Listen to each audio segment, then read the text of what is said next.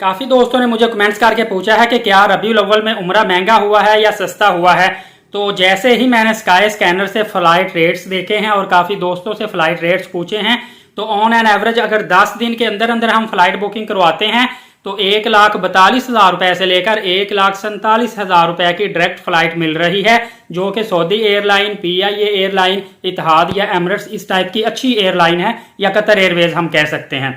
लेकिन Qatar Airways जो है वो मोस्टली वन स्टॉप के साथ जा रही है, मतलब वो बरास्ता कतर से होती हुई जा रही है, तो इस वजह से उसका फेयर ऑलमोस्ट 10,000 रुपीज कम आ रहा है। इसी तरह फ्लाई नाज का रेट थोड़ा सा कम आ रहा है। अगर आप विद बैगेज जाएंगे तो बैग के वजन के साथ आपका टिकट रेट काफी ज्यादा एक्सपेंसिव हो जाएगा।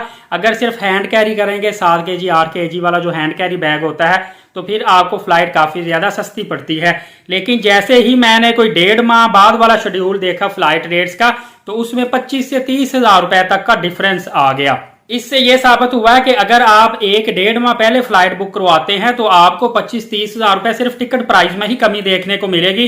तो समझ लें कि आपकी आधी सेविंग तो टिकट से ही होगी, क्योंकि सबसे जो मेन सर्विसेज है उम्रा करने के दौरान वो टिकट ही होती है। इसी पर ही हम अपने सर्विस प्रोवाइडर से बहस करते हैं कि टिकट इतने की चल रही है, आप रेट ज्यादा दे रहे हैं, और सर्विस प्रोवाइडर भी जो होता है वो टिकट पे आपका बड़ा डिले करता है और लास्ट डेज में आकर आपकी टिकट बुक करता है। क्योंकि लास्ट डेज में जब सीटें फिल हो जाती हैं, एंड में कोटा फिल होकर जो सीटें बच जाती हैं एरोप्लेन में, उसमें उनको काफी ज्यादा टिकट सस्ती पड़ती हैं, हालांकि आपको वो बेसिक रेट पे ही देते हैं।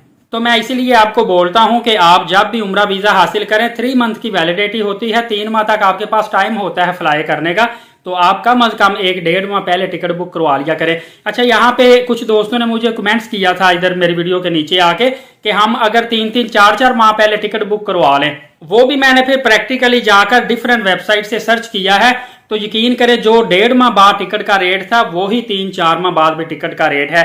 क्योंकि एक लिमिट लग जाती है, एक बॉटम बन जाता है, उससे नीचे एक्सपेंस कवर ही नहीं होता एयरलाइंस का फ्लाइट का।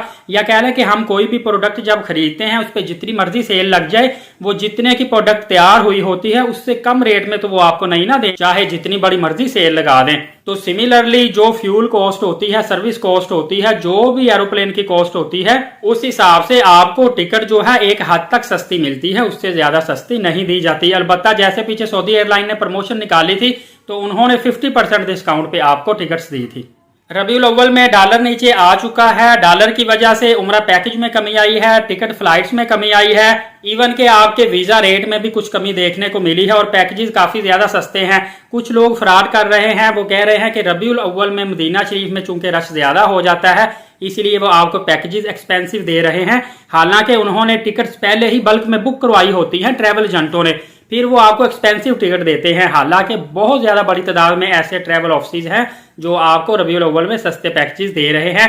वो आपने ध्यान से पूछ के 2, 4, 5 लोगों से पैकेज अच्छे तरीके से बना के, ये नहीं कि एक ही बंदे से आप पूछें और वो आपको बताए कि रबीउल अव्वल में तो रश बड़ा होता है, होटल एक्सपेंसिव है, फ्लाइट एक्सपेंसिव हो गई है, होटल बुकिंग फुल हो गई है, तो आप उसकी बातों में आके मत एक्सपेंसिव पैकेज लीजिएगा। पैकेजेस काफी ज्यादा सस्ते मिल रहे हैं और यकीन करें कि जैसे ही 12 रबीउल अव्वल खत्म होगा ये पैकेजेस इतने ज्यादा नीचे गिरेंगे कि आपकी सोच होगी। क्योंकि मोस्टली लोग रोजा रसूल पर कोशिश करते हैं 12 रबीउल अव्वल को हाजिरी दे, सलाम पेश करें, तो इस वजह से थोड़ा सा रश जरूर बढ़ता है। लेकिन इतने पैकेजेस एक्सपेंसिव नहीं हुए जितना कि ट्रैवल एजेंट आपको दे रहे हैं।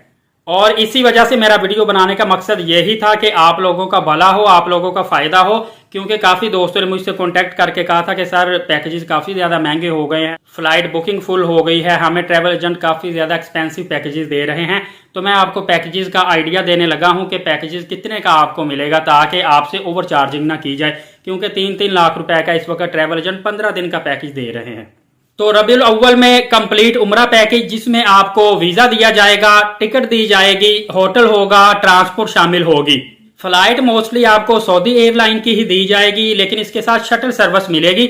मतलब हरम शरीफ से तकरीबन 1.5-2 किलोमीटर 3 किलोमीटर का फासला होगा जहां पे होटल होंगे, लेकिन अच्छे होटल होंगे, 3 स्टार 4 स्टार होटल होंगे। आपको हर तरह से सर्विसेज बेहतरीन प्रोवाइड की जाएगी और हर 10-15 मिनट बाद वहां से बस चलेगी, नमाज के टाइम पे भी चलती है। और कुछ शिरके ऐसे हैं जिनकी बसें मुसलसल डेली हर 15-20 मिनट बाद चलती रहती हैं। इवन के किसी और शिरके की बस भी है, आप उसमें भी बैठ के आ सकते हैं। यार आप उम्रा करने आए हैं, आप जायरीन हैं, तो कोई पाबंदी नहीं है कि आपने इसी शिरके की बस पे ही जाना है। बसें मोस्टली बहुत ज्यादा तादाद में होती हैं और अक्सर आधी खाली होती हैं।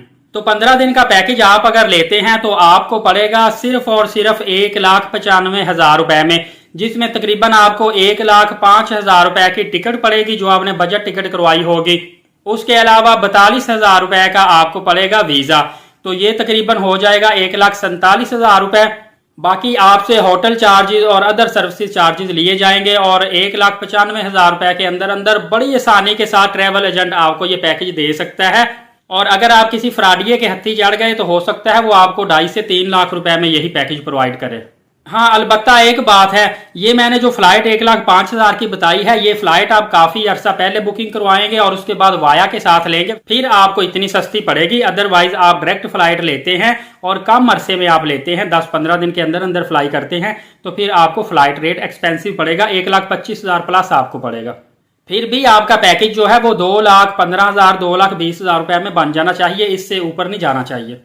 और सेम पैकेज जो मैंने आपको शटल सर्विस पे बताया है वही अगर आप 700-800 मीटर फासले पर लेंगे मक्का पाक में और मदीना पाक में तो वो 2,35,000 रुपए में आपको मिल जाएगा। याद रखिए इसमें शेयरिंग रहायश होती है, मसला कोई नहीं होता। एक रूम के अंदर अगर 4 या 3 या 5 या 6 इवन के लोग भी होते हैं और मर्द हजरात अलहदा रूम में होते हैं, लेडीज अलहदा रूम में होती हैं, तो मेरा नहीं ख्याल इसमें किसी किस्म का कोई मुजायका है। इसी तरह अगर आप 15 दिन की बजाय डेज बढ़ाते जाएंगे तो रूम रेंट पर डे के हिसाब से आपका बढ़ता जाएगा, ज्यादा से ज्यादा 1,500-2,000 रुपए पर डे रूम रेंट होता है। बाकी इसके अलावा जो एक्सपेंस होता है खाने पीने का वो आपने अपने पास से ही करना होता है।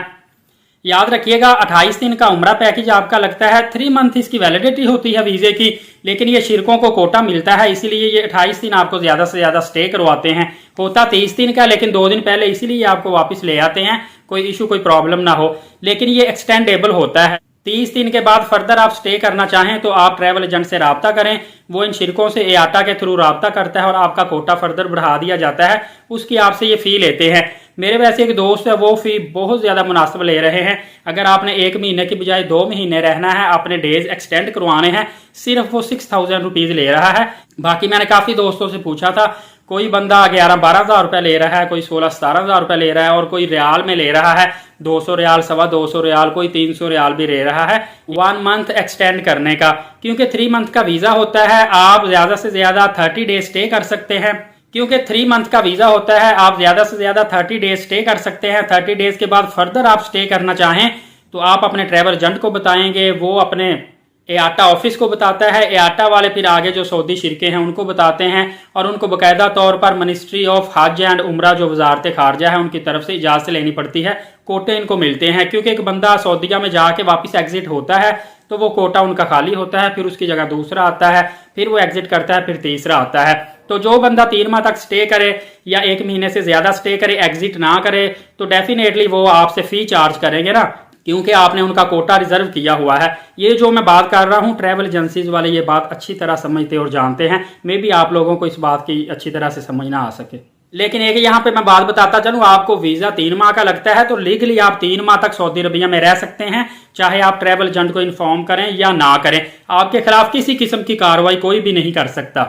लेकिन जैसा मैंने आपको बताया कि कोटा आपका रिजर्व रहेगा, इसीलिए आपके ट्रैवल एजेंट पर प्रेशर पड़ेगा, वो फिर आपसे राब्ता करेगा, आपसे पैसों की डिमांड करेगा। लेकिन ये भी उनका जो अमल है ये बिल्कुल जायज है और उनका राइट बनता है। बल्कि आप पहले ही जब वीजा लगवाएंगे उनको बता दें कि हो सकता है कि मैं 30 डेज से ज्यादा स्टे करूं, ताकि उस हिसाब से वो आपका टिकट भी बनाए, क्योंकि आपने टिकट भी हो सकता है एक्सटेंड करवाना हो, आगे लेकर जाना हो, शेड्यूल आपने चेंज करना हो मतलब। और इसमें आपको भी आसानी पैदा होगी, आपके ट्रैवल एजेंट जो सर्विस प्रोवाइडर उसको भी आसानी पैदा होगी।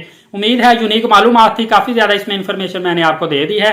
बाकी आपके माइंड में कोई क्वेश्चन है तो फील फ्री आप कमेंट्स कर सकते हैं।